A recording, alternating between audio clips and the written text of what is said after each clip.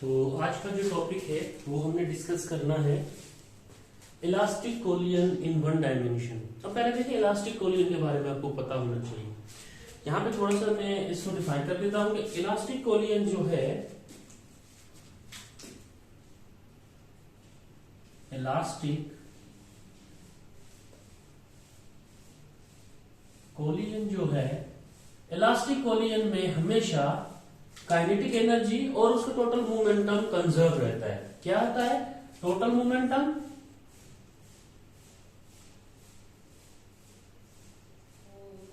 And kinetic energy is conserve. ठीक है, total momentum और काइनेटिक एनर्जी जिसमें कंजर्व होगी वो कहलाएगा इलास्टिक कोलियन।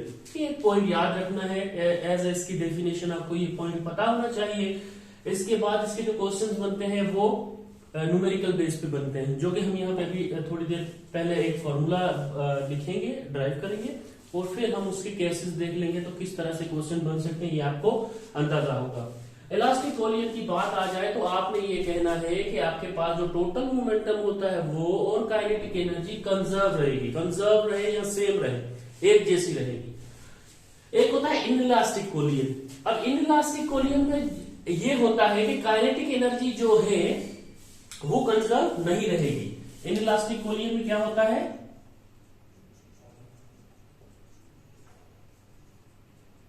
इनइलास्टिक कोलियन में ये होता है कि kinetic energy is not conserve. ठीक है, kinetic energy is not conserve. ठीक है, काइनेटिक एनर्जी कंजर्व नहीं रहती। किसमें? इनइलास्टिक कोलियन में। ये दो चीजें आपको पता होनी चाहिए। आइए मूव करते हैं अब अपने फर्दर टॉपिक की तरफ। तो देखिए, मैंने ये कहा कि इलास्टिक कोलियन में आपका टोटल मोमेंटम और काइनेटिक एनर्जी कंजर्व होगी। ठीक, तो यहां पे दो लॉज लगेंगे ना, बेसिकली दो लॉज यूज होंगे। वो लॉ कौन कौन से यूज होंगे? एक law of conservation of momentum, दूसरा law of conservation of energy. आइए बात करते हैं law of conservation of momentum पे। ठीक है, पहले पॉइंट पे बात करते हैं हम।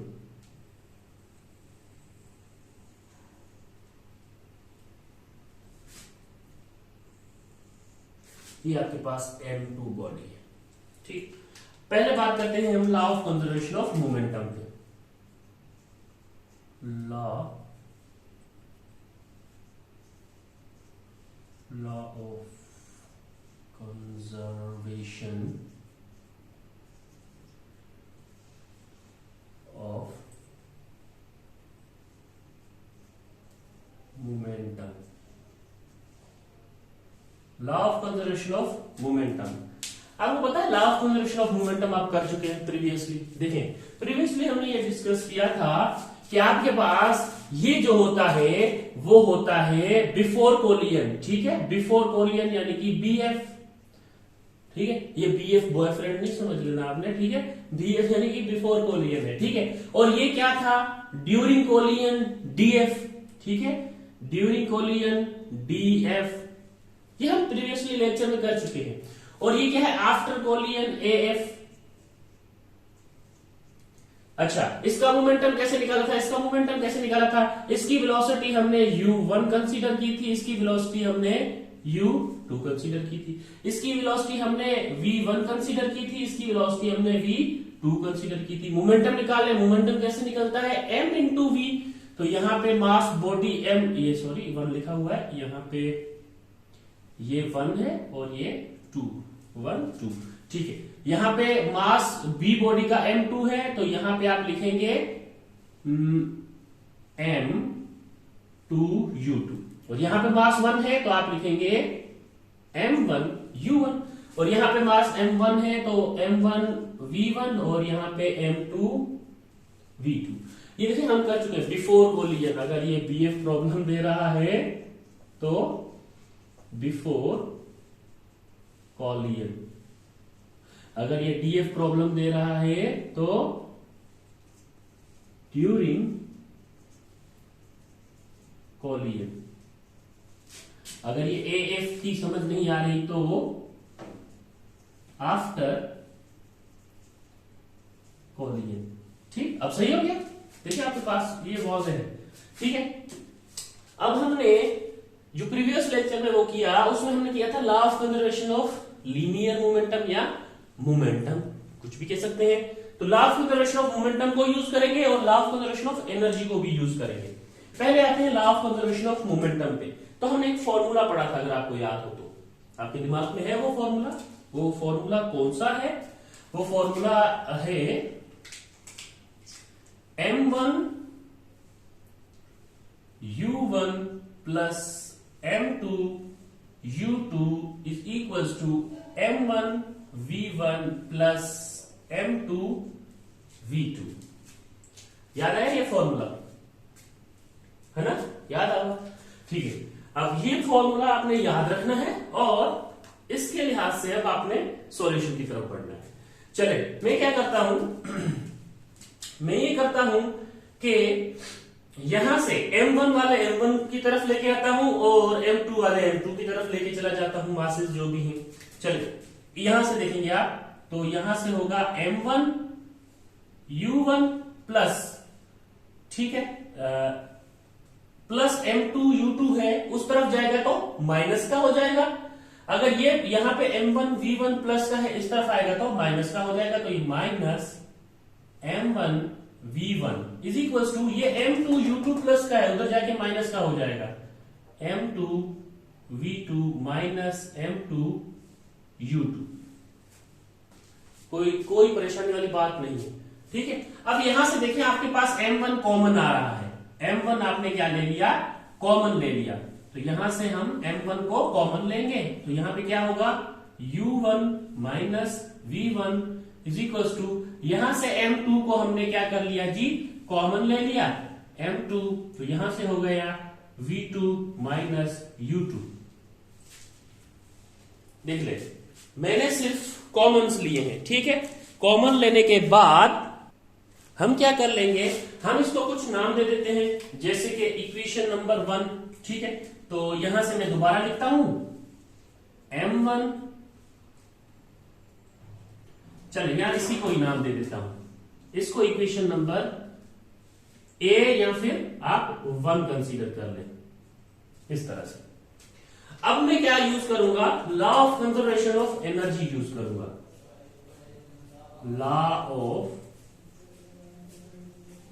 Law of conservation of energy. अब law of conservation of energy को यूज करूंगा, लेकिन बॉडी जो है वो मूव कर रही है, और हमेशा मूविंग बॉडी में कौन सी एनर्जी पाई जाती है? काइनेटिक एनर्जी पाई जाती है। ठीक है, और आपको ये भी पता है कि काइनेटिक एनर्जी क्या होती है? काइनेटिक एनर्जी होती है हाफ mv²। ठीक है, हाफ mv² होती है। अब आपने ये करना है कि, तो यहां पे हमने पहले law of conservation of momentum apply कर लिया, अब law of conservation of energy apply कर रहे हैं। ठीक है, यहां पे मैंने जो लिखा है वो मैंने ये लिखा है कि law of conservation of momentum ये होता है, हमने law of conservation of momentum apply कर लिया, उसके बाद हम law of conservation of energy apply करने लगे हैं। लेकिन यहाँ पे ये बॉडीज मूविंग में होती है, तो उसमें काइनेटिक एनर्जी मौजूद होगी। अब काइनेटिक एनर्जी को इस law of conservation of momentum जो था उसमें हम किसकी एडिशन कर देंगे? सिर्फ एनर्जी की एडिशन कर देंगे। क्यों? क्योंकि हम law of conservation of energy को यूज कर रहे हैं। तो देखिए ये कुछ आपके पास इस तरह से होगा, 1/2 m1 u1 का स्क्वायर। क्यों? क्योंकि आपके पास काइनेटिक एनर्जी क्या है? काइनेटिक एनर्जी का फॉर्मूला क्या है? Half mv²। तो आपके पास v² है, तो यहां पे ये वेलोसिटी है ना, तो ये वेलोसिटी है तो उसका स्क्वायर हो जाएगा। ठीक, उसके बाद क्या होगा? प्लस m2 यानी कि 1/2 m2 u2 का स्क्वायर, ऐसा ही, इज इक्वल्स टू, फिर क्या होगा? 1/2 काइनेटिक एनर्जी की फॉर्म में m1 v1 का स्क्वायर प्लस 1/2 m2 v2 का स्क्वायर। अब देखिए आपने सिर्फ क्या किया है, law of conservation of energy को यूज करते हुए उसमें आपने ये फॉर्मूला जो है काइनेटिक एनर्जी मौजूद होगी, तो आपने हर किसी के साथ उस फॉर्मूले के लिहाज से, ठीक है, इस फॉर्मूले के लिहाज से आपने इन मोमेंटम्स को अरेंज कर लिया है। अच्छा अब कुछ नहीं करना, देखिए यहां से 1/2 कॉमन आ रहा है, यहां से 1/2 कॉमन आ रहा है, पहले तो बाहर लेके चले जाए इनको तरतीब से। तो ये क्या हो जाएगा, ये हो जाएगा 1/2 m1 u1 का स्क्वायर प्लस m2 u2 का स्क्वायर, ठीक है।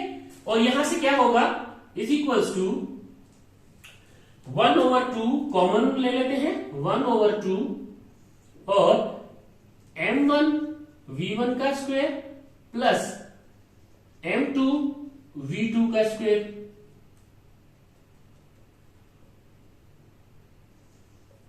ओके, तो ये देखिए ये इक्वल के इस तरफ हाफ है, इक्वल के इस तरफ हाफ है, आपस में क्या हो जाएगा जी, कैंसिल हो जाएगा, ठीक। तो आपके पास यहां से बचेगा क्या, आपके पास यहां से बचेगा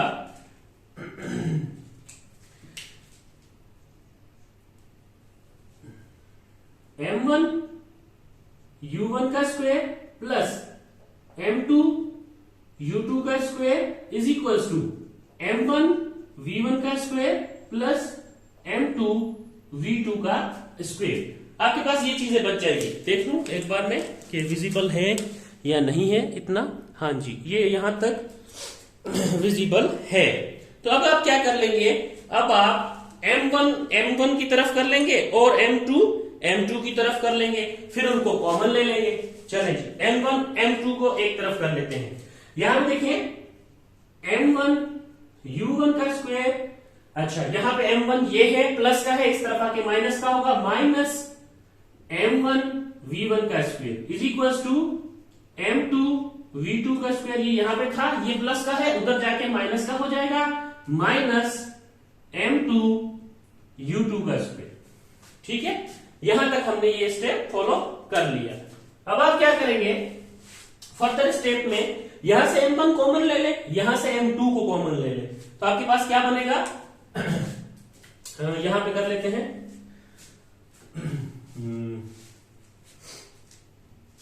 ये यहां पे नीचे देखते हैं एक स्टेप अगर हो जाता है तो, हाँ जी नजर आ रहा है। तो यहां पे देखें, यहां से मैं m1 को कॉमन ले लूंगा, m1 को कॉमन ले लूंगा तो यहां पे क्या बचेगा, u1 का स्क्वायर माइनस v1 का स्क्वायर, ठीक है। और यहां पे क्या बचेगा, m2 अगर मैं कॉमन लूंगा तो यहां पे v2 का स्क्वायर माइनस u2 का स्क्वायर, ये आ जाएगा। देखिए ये विजिबल है, हाँ जी यहां तक आपको नजर आ रहा है बोर्ड, सही है। तो ये देखिए आपने क्या कर लिया, आपने कॉमन ले लिया। अब ये कॉमन लेने के बाद आप क्या करेंगे, इसको भी कोई इक्वेशन का नाम दे देंगे, उस इक्वेशन को आप 2 कह लें, इस इक्वेशन को आप 2 कह लें, ठीक है। यहां तक आपका आधा काम खत्म होता है कि आपने पहले क्या कर लिया, अप्लाई कर लिया law of conservation of momentum. यहां पे लिख देना अप्लाइंग, यहां पे मैं लिख देता हूं, चल अप्लाइंग, ठीक है, applying law of conservation of momentum, और यहां पे क्या है, applying law of conservation of energy.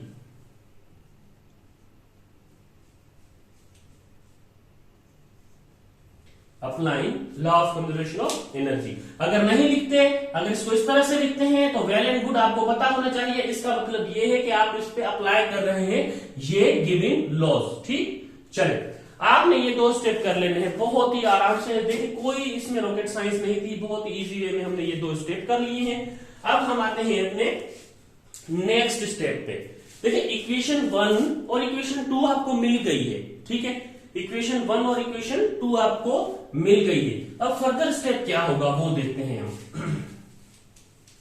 जब आपको इक्वेशन 1 और इक्वेशन 2 मिल गई है, तब आपके पास फर्दर स्टेप क्या होना चाहिए वो देख लेते हैं। तो नेक्स्ट स्टेप आपका ये होगा कि आप क्या करेंगे, आपके पास 2 इक्वेशन मिली थी ना, दो इक्वेशन है जो यहां से हमने law of conservation of momentum की निकाली और law of conservation of energy की निकाली, वो दो इक्वेशनों को याद रखना। अब आप क्या करेंगे, डिवाइडिंग करेंगे, डिवाइडिंग इक्वेशन 2 बाय इक्वेशन 1। आप डिवाइड करेंगे इक्वेशन 2 को इक्वेशन 1 से, नजर आ रहा है? ठीक है, तो आपके पास वो इक्वेशंस क्या थी, यहां पे लिख देता हूं मैं। आपके पास इक्वेशन 2 को डिवाइड करना है 1 से, तो इक्वेशन 2 को डिवाइड कर लेते हैं 1 से। इस तरफ आया था m1 और ये आया था शायद u1 square minus v1 square. इसके साथ इक्वेशन 1 डिवाइड करनी है, तो यहाँ पे m1 और यहाँ पे u माइनस v, यही इक्वेशन आई थी ना एक तरफ, ठीक है, यानी कि u1 minus v1 is equals to, यहां पे अब बात होगी m2 की, तो m2 की तरफ आपके पास क्या आया था, u2 का स्क्वायर, सॉरी v2 का स्क्वायर माइनस u2 का स्क्वायर, और यहां से आपके पास क्या आया था m2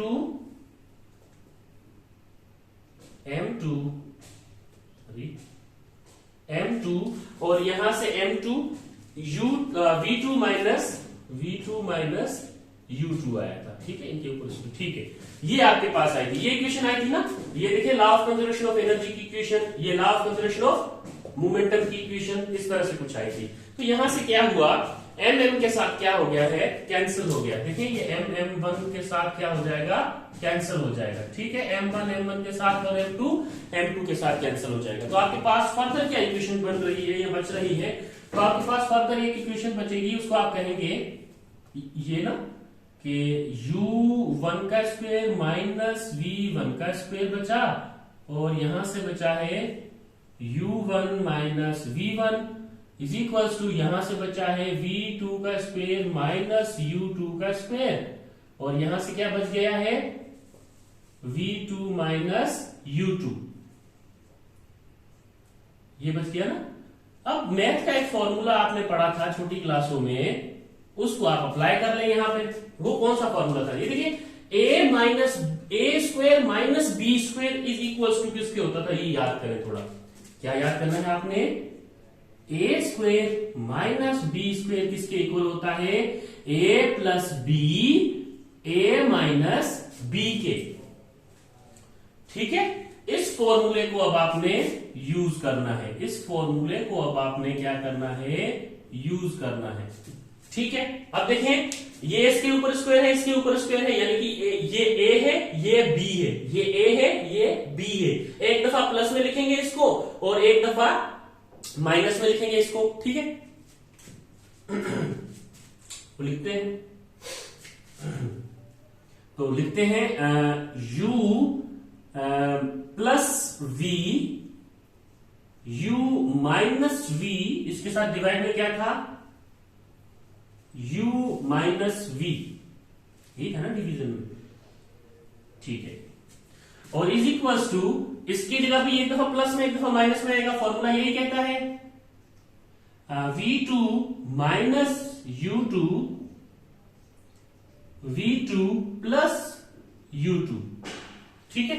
और फिर आप क्या करेंगे, इसके साथ डिवाइड हो रहा है v2 माइनस u2, ठीक है। आपको इसमें कुछ ऐसी टर्म्स दिख रही हैं जो कैंसल हो रही हो एक दूसरे के साथ, वो कौन सी टर्म्स है, ये देखें, ये एक माइनस वाली माइनस के साथ, और ये v2 माइनस u2 खुद के साथ कैंसल हो रही है, ठीक है। तो यहां पे आपके पास क्या बच जाएगा, बाकी फर्दर क्या बच जाएगा, u प्लस v बच जाएगा, ठीक है, यहां से u प्लस v बच जाएगा, और वहां से क्या बचेगा, v2 प्लस u2। तो आपके पास इस तरफ से क्या बचा है, ये देखें, यहां पे ये u1 था ना, और ये v1 था, u1 v1, तो ये u1 और v1, ठीक है, यहाँ पे v2, यहाँ पे मैंने इसके नाम लिखे।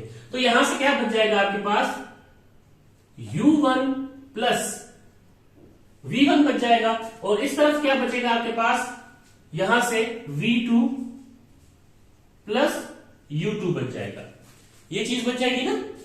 ठीक है, अब आप क्या करेंगे, अब आप इसमें से या इसको इक्वेशन नंबर 3 कर दें। इक्वेशन नंबर ये क्या है, 3 है। इसको आप याद रखिएगा, u plus V1 is equal to V2 plus U2।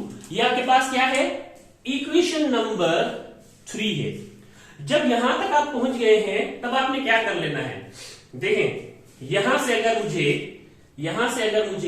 V1 चाहिए, क्या चाहिए, यहां से अगर V1 चाहिए तो मैं कैसे करूंगा, मैं ये करूंगा ना, अगर यहां से मुझे V1 चाहिए तो V1 को अलग कर लूंगा, ये यहाँ पे प्लस का है और ये यहाँ पे माइनस का जाएगा, या फिर यहाँ पे मुझे V2 चाहिए तो ये यहाँ पे प्लस का है, इस तरफ जाके माइनस का हो जाएगा, तो ये हो जाएगा U1 प्लस V1 माइनस ये इस तरफ से आया U2, ये हो जाएगा ऐसा ही है।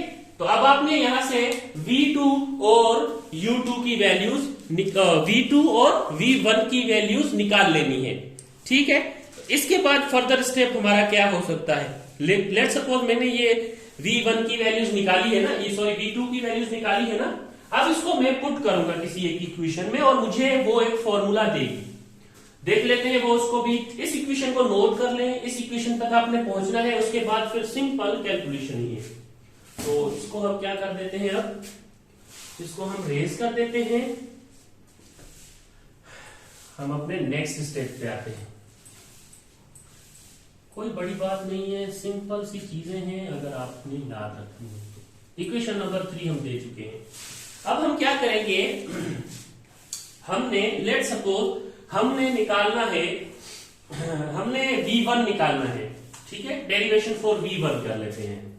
ठीक, डेरिवेशन फॉर V1 करेंगे तो हमारे पास क्या होगा, अब कैलकुलेशन कर लेते हैं हम V1 के लिए। ठीक है, calculation for V1, calculation for V1। अब V1 की कैलकुलेशन के लिए मैंने एक इक्वेशन आपको बताई थी, वहां पे प्रीवियसली मैंने डिस्कस किया कि V2 यहां से निकाले, V1 यहां से निकाले, तो मैंने ये V2 निकाला था, V2 is equal to U1 plus V1 minus U2, इसको मैं इक्वेशन नंबर 4 कह देता हूं। ठीक है, इसको इक्वेशन नंबर 4 कह देता हूं। अब मैं क्या करूंगा इस इक्वेशन को, अब मैं इस इक्वेशन 4 को क्या करूंगा, इसको पुट कर लूंगा इक्वेशन 1 में, और equation 1 law of conservation of energy में हम निकाल चुके हैं। ठीक है, तो इसको मैं क्या करूंगा, इसको मैं करूंगा कि put the value of V2, put the value of V2 in equation 1। ठीक है, इन इक्वेशन 1। ठीक, ये जो मैंने लिखी थी यहां पे, वो इसी वजह से लिखी थी ताकि मुझे यहां पे जरूरत पड़ती इसकी। अब इक्वेशन नंबर 1 में इसको हम पुट कर लेंगे। इक्वेशन नंबर 1 आपको याद आ रही है क्या थी, मैं बताता हूं, M1 U1 माइनस V1, ठीक है, इज इक्वल टू M2, और यहां पे क्या था, V2 माइनस U2, यही थी ना। ठीक है, अब हमने क्या करना है, इक्वेशन 1 में V2 की वैल्यू पुट करनी है, सिर्फ V2 यहां पे है, तो इसकी जगह पे हम ये वाली वैल्यूज पुट करेंगे सिंपल। ठीक है, तो आइए पुट करके देखते हैं। यहां पे क्या होगा, M1 U1 minus V1 same, यहां पे V2 नहीं है, M2, अब यहां पे है V2। ठीक है, यहां पे है V2, तो V2 की जगह पे क्या रखना है आपने, U1 plus V1 minus U2, ये रख लिया V2 की जगह पे, फिर माइनस U2। ठीक है, इस तरह से, और ये ब्रैकेट क्लोज। अब आपने क्या करना है, ये M अंदर मल्टीप्लाई कर लेना है, तो क्या हो जाएगा, M1 u1 minus m1 v1 is equal to m2 u1 plus m2 v1 minus m2 u2 plus into minus m2 और यहां पे भी u2। ये मैंने m सिंपली हर एक के साथ मल्टीप्लाई कर दिया। ठीक है, अब देखिए ये माइनस का m2u2, ये माइनस का m2u2, तो प्लस का हो जाएगा।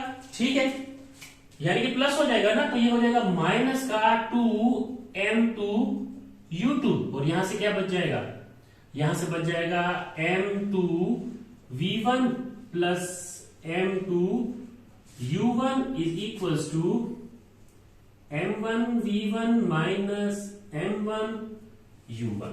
मैंने क्या किया, सिंपल इन दोनों को क्या कर लिया है, प्लस कर लिया है। ठीक है, अब देखिए अगर मैं इसको इस तरफ लेके आ जाऊं और इस u और u2 को भी इस तरफ लेके आ जाऊं तो मेरे पास होगा क्या, या फिर आप ऐसा समझ लें कि अब आपने अरेंजमेंट करनी है इनकी। ठीक है, अरेंजमेंट करनी है सिंपल सी, तो u वालों को u की तरफ ले जाएं, v वालों को v की तरफ ले जाएं। चले वो कर लेते हैं। चले नेक्स्ट स्टेप क्या होगा आपका, ये देखिए m1 u1 ये माइनस का है, उस तरफ चला जाएगा तो प्लस का हो जाएगा, लेकिन उससे पहले इस m2 u1 को देखिए ये प्लस का है, इस तरफ आके माइनस का हो जाएगा, माइनस m2 u1 और ये माइनस का इस तरफ आके प्लस का हो जाएगा 2m2 u2 is equals to, अब देखिए यहां से क्या बच गया m2 v1, यहां से क्या बच गया m2 v1 और फिर ये m1 v1 माइनस का है, उधर जाके प्लस का हो जाएगा, प्लस का m1 v1। बस इतनी अरेंजमेंट करनी है।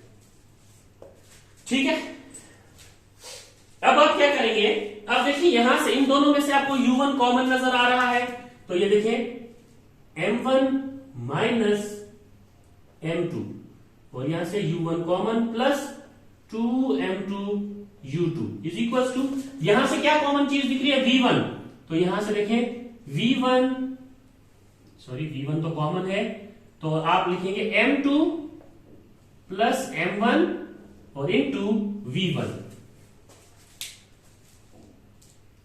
ठीक है, इस तरह से देख लें आप, हमने सिर्फ क्या किया है, हमने सिर्फ कॉमन लिया और उसके बाद हम अपने फॉर्मूले तक पहुंचेंगे। हमने क्या कर लिया, सिर्फ हमने कॉमन ले लिया है ना, देखिए यहां से u1 कॉमन था, यहां से v1 कॉमन था, हमने कॉमन ले लिया, तो आपके पास एक v1 अलग हो जाएगा। अब ये v1 आपको मालूम करनी है, अब आपको ये v1 मालूम करनी है, तो v1 का फॉर्मूला क्या बन जाएगा, v1 is equals to m1 minus m2 u1 divided by m2 plus m1। क्यों, क्योंकि ये यहां मल्टीप्लाई हो रहा है v1 के साथ, तो यहां आके डिवाइड हो जाएगा और ये प्लस ये इसके साथ भी डिवाइड होगा, प्लस इसके साथ भी डिवाइड होगा, और यहां पे है 2m2 u2 divided by m2 plus m1। ये वो फॉर्मूला है जहां से आप v1 कैलकुलेट कर सकते हैं, लेकिन v1 कैलकुलेट कर सकते हैं कौन सी बॉडी की, ये भी इंपॉर्टेंट है। यहां से आप क्या कर सकते हैं, v1 को कैलकुलेट कर सकते हैं। अब v1 को कैलकुलेट करने के लिए यहां पे ये कह सकते हैं velocity of the first body after collision. ये देखिए v1 है ना, after collision, velocity of first body, यहां पे लिख दें velocity of first body after collision. Velocity of first body after collision आप इस फॉर्मूला से कैलकुलेट कर रहे होते हैं। जल्दी से इसको नोट करें। ठीक है, तो फिर हम आते हैं अब v2 पे। ठीक, तो इक्वेशन नंबर 4 थी ये हमारे पास, और ये हमने ड्राइव कर लिया 1 के लिए, हमारा एक काम खत्म हुआ। अब v2 मालूम कर लेते हैं। ठीक, यहां पे ये रखने देते हैं, यहां पे सिंपल लिखेंगे V2 के लिए हम कैलकुलेशन करने लगे हैं। अब आप जो कैलकुलेशन करने लगे हैं, कैलकुलेशन फॉर V2, ठीक है, कैलकुलेशन फॉर V2 करने लगे हैं, तो उसी इक्वेशन से, इक्वेशन नंबर 3 की आई थिंक, वहां से आपने V1 की वैल्यू निकाल लेनी है। तो वहां से V1 की वैल्यू हमने ट्राई किया था, यहाँ पे 2 की निकाली, 1 की मैंने जो सोची हुई थी वो V1 की वैल्यू वहां से निकल रही थी V2 प्लस U1 और माइनस U2। यहाँ एक मिनट मुझे फिर से याद करने दें, U2 यहां पे था और U1 यहां पे था, ठीक है, जब आप V1 निकालें। चले, अब इस इक्वेशन को आप दे दें इक्वेशन नंबर 5। क्या देंगे आप? Equation number 5। अब आप इसको क्या करेंगे? अब आप इसको पुट करेंगे इक्वेशन नंबर 1 में फिर से, ठीक है। Put the value of V1 in equation 1, ठीक है। इक्वेशन 1 में आपने पुट कर लेनी है ये वैल्यू। तो इक्वेशन 1 जो है वो आपको पता है, इक्वेशन 1 क्या थी? इक्वेशन 1 आपके पास थी, देखिए ये थी ना, M1 U1 minus V1 equals to M2 V2 minus U2, ये थी। अब आपने क्या करना है, ये V1 की वैल्यू पुट कर लेनी है इस इक्वेशन में। चले पुट करके देख लेते हैं हम। चलेंगे यहां से M1 और ये है U1, चले इसको मैं इस तरह कर लेता हूं, U1 माइनस, अब V1 की वैल्यू क्या है? माइनस V1 की वैल्यू है V2 plus U2 minus U1, ठीक है। और यहां पे M2 V2 माइनस U2, ठीक। अब क्या करेंगे आप? इस M को सबके साथ मल्टीप्लाई कर लें, M1 U1 minus M1 V2 plus M1 U2 minus M1 U1 is equals to M2 V2 minus U2, ठीक है। ये V और U में आपने डिफरेंस रखना है इस तरह से। अगर आप इस स्टेज तक पहुंच गए हैं तो आपको ये पता है कि ये प्लस का M1 U2 और ये प्लस का ये M1 U2, और यहां से भी M इसमें मल्टीप्लाई कर लेते हैं, हमने मल्टीप्लाई नहीं किया, M2 V2 minus M2 U2, ठीक है। अब मैंने पहला स्टेप ये करना है कि V वालों को V की तरफ लेके चला जाऊं मैं, और U वालों को U की तरफ लेके चला जाऊं मैं। तो मेरे लिए कैलकुलेशन थोड़ी सी आसान हो जाती है ना, थोड़ी सी क्या हो जाएगी? आसान हो जाएगी। तो आइए वो स्टेप फॉलो करते हैं। देखिए यहां पे माइनस का M2 U2 है, इधर आएगा तो प्लस का M2 U2 हो जाएगा, ऐसा ही होगा। M1 और यहां पे सही है, ऐसा ही होगा ना, प्लस का हो जाएगा। चले देखें यहां पे है M1 U1, ठीक है, और कहां पे है M1 U1, यहां से देख लेते हैं एक दफा। देखिए यहां पे हमने क्या किया था, माइनस इंटू प्लस, ये माइनस, माइनस इंटू माइनस, ये प्लस हो जाएगा। हाँ जी, हमने ये थोड़ी सी यहां पे मिस्टेक की हुई है। चलिए अब देखें, अब आपके पास ये हो जाएगा माइनस इंटू प्लस माइनस हो जाएगा, और ये जो माइनस इंटू माइनस प्लस, और ये माइनस इंटू प्लस माइनस, ये इस तरह से होगा। अच्छा जी, अब आपके पास कुछ कंडीशन सही हुई है। अब हमारे पास ये थोड़ी कंडीशन सही हुई है। अब हम इसको क्या करेंगे, यहां से M1 U1 है, यहां पे M1 U1 है, तो देखिए M1 U1 क्या हो जाएगा, 2 M1 U1, ये हो जाएगा जी 2 M1 U1, ठीक है। अच्छा, अब आप U1 को U वाली की तरफ ले आइए, ये माइनस का इस तरफ आके प्लस का हो जाएगा, ठीक है, और ये हो जाएगा जी प्लस का m2u2 और ये माइनस का m1u2, ठीक है। और इसको तो इसके साथ ऐड कर दिया था हमने, इज इक्वल्स टू, ये यहां पे माइनस का है, उस तरफ जाके प्लस का हो जाएगा, m2v2,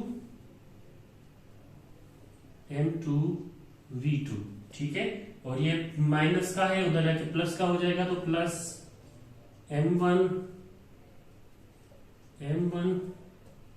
और v2 इस तरह से। तो फिर से आपके पास एक देखें, एक अच्छी कंडीशन बन रही है, और उस अच्छी कंडीशन से आपको क्या नजर आ रहा होगा, आपको ये नजर आ रहा होगा कि आप सिंपली इस साइड से क्या करेंगे, v2 को कॉमन ले लेंगे, ठीक है। इस साइड से जब आप v2 को कॉमन लेंगे तब m2 plus m1 into v2 हो जाएगा जी, ठीक। और फिर इस तरफ ले आके इसको डिवाइड कर लें, ठीक है। आइए करके देखते हैं। यहां से मैं क्या कह रहा हूं, आपको सिंपल एक स्टेप करने का कह रहा हूं, वो ये है कि यहां से m2 प्लस m1 और यहां से v2 को कॉमन ले लें, ये सारी टर्म वही आ जाएगी, m2u2 प्लस 2m1u1, ठीक है। यहां से हमें v2 चाहिए, चलिए जी, यहां से हमें v2 चाहिए। ये m1 प्लस m2 मल्टीप्लाई हो रहा है, इधर आके डिवाइड होगा इसके साथ और इसके साथ, ठीक है। हर किसी के साथ होगा ना, क्यों, क्योंकि बीच में आपके पास क्या आ रहा है, बीच में आपके पास एडिशन आ रहा है और साथ साथ क्या आ रहा है, सब्ट्रैक्शन आ रहा है। और लेकिन यहां से जब आपने कॉमन लिया है v2, तो यहां पे आपको u2 भी कॉमन नजर आ रहा होगा, तो इसको भी आप यहां से थोड़ा सा सोल्व कर लें, एक स्टेप नीचे ना जाए, ठीक है। यहां से आप क्या करेंगे जी, आप ये करेंगे कि यहां पे u2 कॉमन है, तो यहां से क्या आ गया, m2 minus m1 into u2, ठीक। आपके पास ये चीज आ गई। अब आप क्या करेंगे, सिंपल यहां से v2 की वैल्यू आपने कैलकुलेट कर लेनी है, और ये v2 की वैल्यू कैलकुलेट करने के लिए आपने इतना सब कुछ किया है, ठीक है। अब देखें, ये यहां पे मल्टीप्लाई हो रहा है, इधर आके इस 2m1u1 के साथ क्या हो जाएगा, डिवाइड हो जाएगा। तो देखें 2m1u1 डिवाइड हो जाएगा ये m2 प्लस m1, ठीक, और plus m2 minus m1 divided by, multiply में u2 भी है, और divided by m2 plus m1। ये आ जाएगा आपके पास वो फॉर्मूला जो आपने इसकी सेकंड बॉडी के लिए निकाला है, यानी कि ये वो फॉर्मूला है जो आपने सेकंड बॉडी की वेलोसिटी के लिए निकाला है। इसको आप नोट कर लें जल्दी से, इस पे न्यूमेरिकल्स बनते हैं, ये फॉर्मूला आपने याद रखना है, ये फॉर्मूला अब मिस नहीं होना चाहिए। तो आपके पास ये फॉर्मूला कौन सा बना, velocity of second body after collision, ठीक है। यहां पे लिख दें velocity of second body after collision, ठीक है, velocity of second body after collision. अब हम क्या कर लेते हैं, अब हम इनके केसेस को डिस्कस कर लेते हैं साथ साथ, तो ये यहां पे टॉपिक हमारा खत्म हो। तो जल्दी से ये मिटा दूं मैं, और मैं आ जाता हूं इनके केसेस पे, ठीक है। इनके केसेस पे आ जाते हैं, 2-3 केस हम डिस्कस करेंगे, बाकी फर्दर आप देख लीजिएगा, कोई केस अगर है तो जिसमें दिक्कत आती है आप मुझे बता सकते हैं कमेंट में, ठीक है। अब यहाँ पे सिंपल इनके केसेस को देख लेते हैं।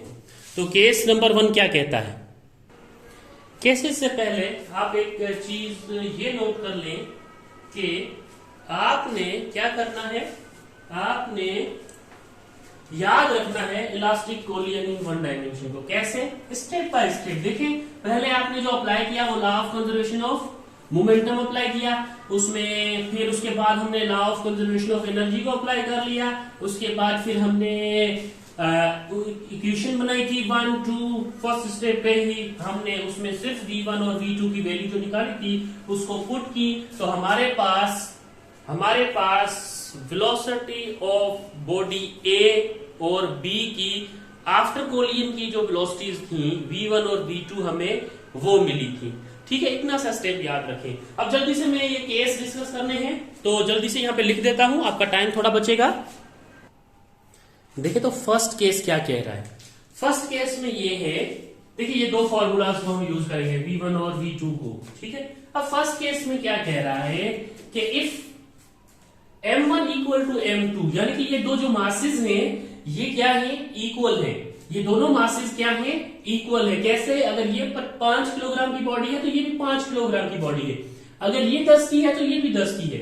ठीक है, इक्वल मास है, इस वजह से m1 इक्वल टू m2 है। And u2 is equal to 0, यानी कि ये u2 is equal to 0, second body की वेलोसिटी जो है वो 0 है। इसका मतलब ये कि ये जो बॉडी है, body B is in rest. Body B क्या है, रेस्ट में है। आपने बॉडी B की वेलोसिटी देखी 0 है, यानी कि रेस्ट में है।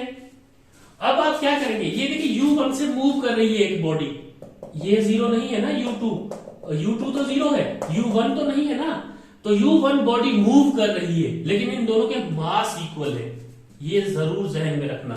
चले, यहां पे आपने बताना है कि क्या होगा, क्या होगा। देखते हैं, इस फॉर्मूला पे आए पहले v1 पे। ठीक है, इसमें वैल्यू मैं पुट करता हूं। देखें v1 is equal to m, देखिए मास क्या है, m1 और m2 इक्वल है, m क्या रख लिया है मैंने।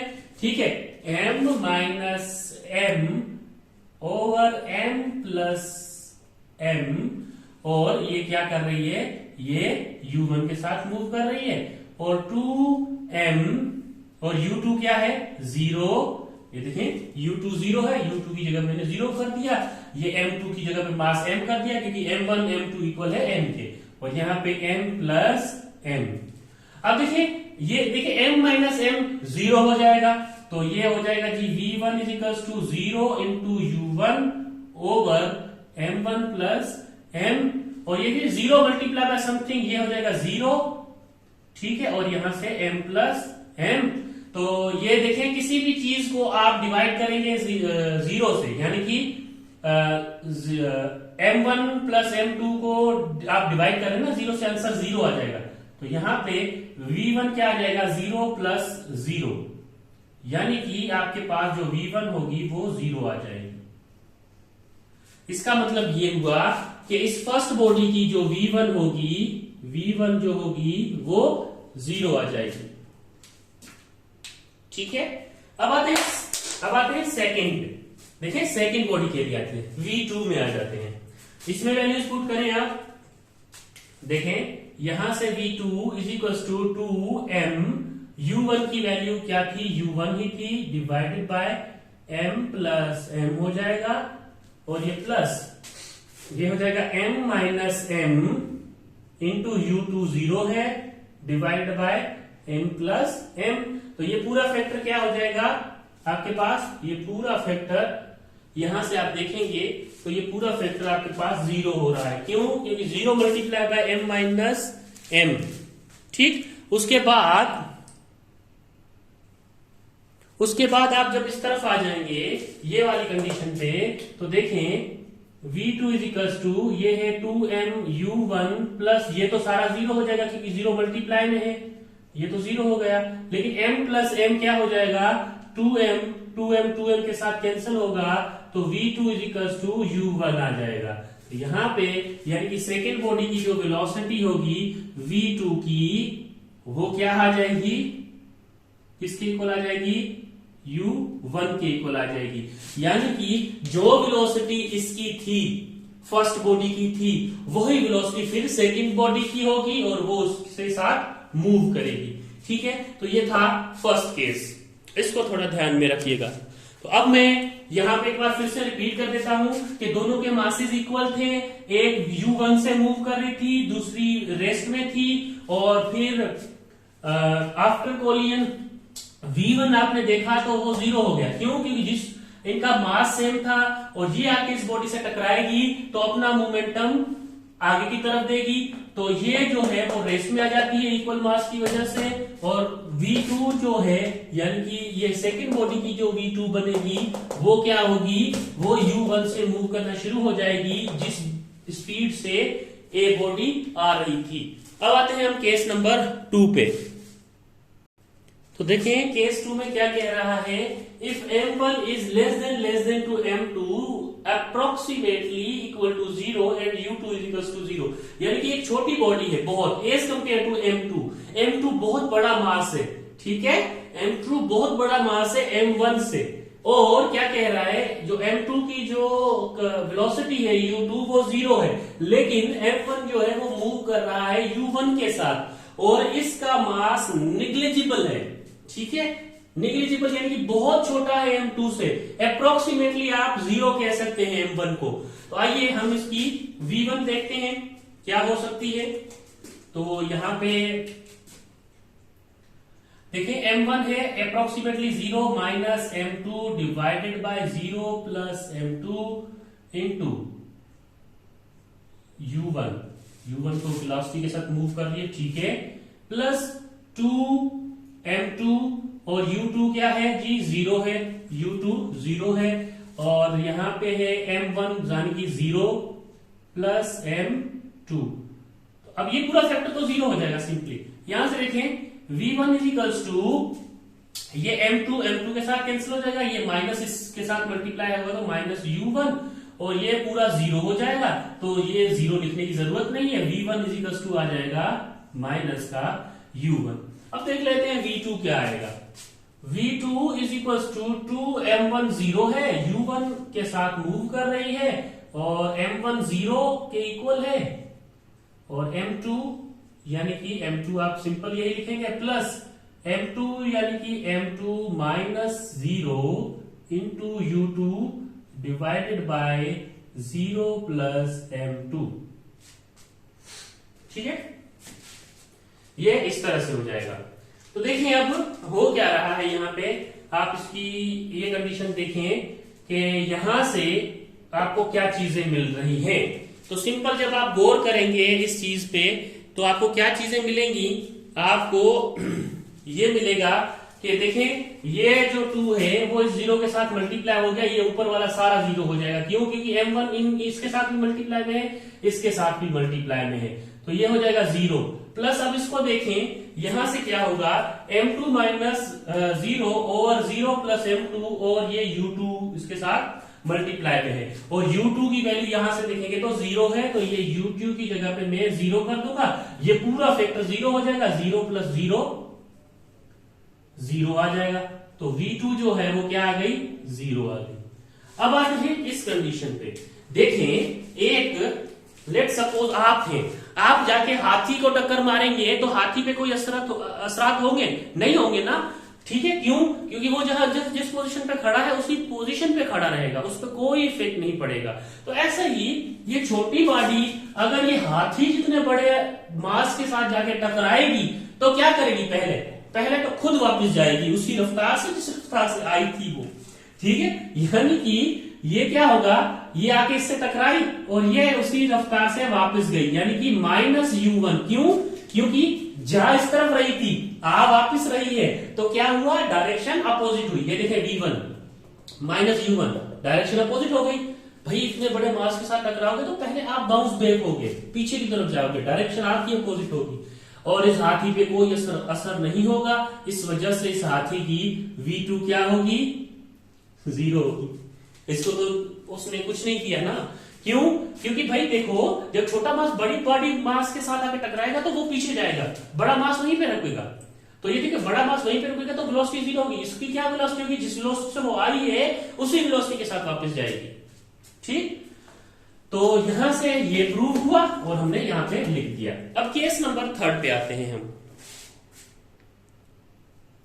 तो 3rd केस में क्या हो रहा है, अब हाथी चींटी को जाके टकरा रहा है, ठीक है, यानी कि पहले जो है ना वो छोटी बॉडी आके बड़े ऑब्जेक्ट के साथ टक्कर लगा रही थी, अब क्या हो रहा है कि बड़ा ऑब्जेक्ट आके छोटे ऑब्जेक्ट के साथ टक्कर लगा रहा है, यानी कि पहले आप हाथी को टक्कर लगा रहे थे, अब हाथी आपको टक्कर लगाएगा, तो फिर देख लेते हैं क्या होगा, ठीक है। तो देखें यहां से अगर V1 देखूं मैं, तो देखिए ये स्टेटमेंट है कि M2 का मास बहुत बड़ा है और M2 का मास M1 का मास बहुत बड़ा है, ठीक है, और M2 का मास अप्रोक्सीमेटली 0 है, ठीक, अप्रोक्सीमेटली 0 है, यानी कि ये जो है वो M2 का मास छोटा है और M1 का मास बहुत बड़ा है, ठीक है, एज कंपेयर टू M2 के साथ, और M2 इतना छोटा है कि उसको 0 के इक्वल पुट किया, जिसे हमने लास्ट स्टेटमेंट में किया था।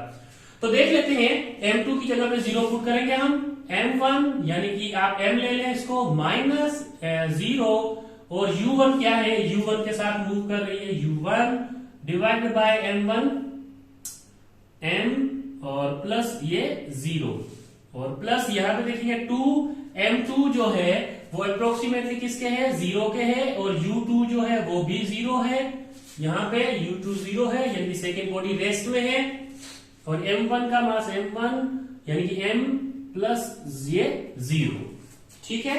अब देखें क्या हो रहा है आपके पास, सिंपल, अब आपके पास हो ये रहा है कि M और इसके साथ मल्टीप्लाई हो जाएगा, ये M, ये हो जाएगा U1, इसके साथ 0 हो जाएगा, इसके साथ भी मल्टीप्लाई होगा, इसके साथ भी मल्टीप्लाई होगा, इसके साथ 0 हो जाएगा, लिखने की जरूरत नहीं है, और नीचे से क्या बचा है आपके पास M, और यहां से तो पूरा 0 हो गया ये, और ये M के साथ कैंसिल हो जाएगा, तो V1 जो है वो U1 के साथ मूव करनी चाहिए।